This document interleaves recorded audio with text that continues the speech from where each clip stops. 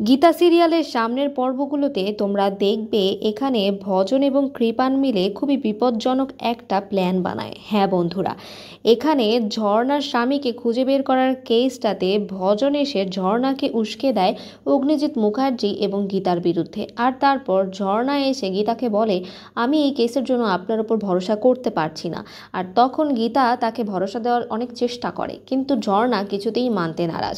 আর তারপর গীতা তাকে বলে, আপনি আমাকে মানুন আর না মানুন, আমি তো এই কেসটা হ্যান্ডেল করবই।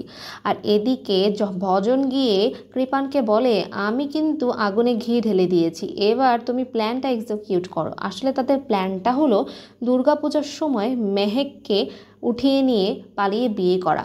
হ্যাঁ বন্ধুরা, এখানে কৃপান এবং ভজন মিলে চায় না যে অঙ্কিতের সাথে মেহেকের বিয়ে হোক, আর তাই মেহেকের আশীর্বাদের সময় এখানে কৃপান গুন্ডা নিয়ে গিয়ে মেহেককে উঠিয়ে নেবে এবং তারপর তাকে অপহরণ করে জোরপূর্বক বিয়ের মণ্ডপে বসাবে।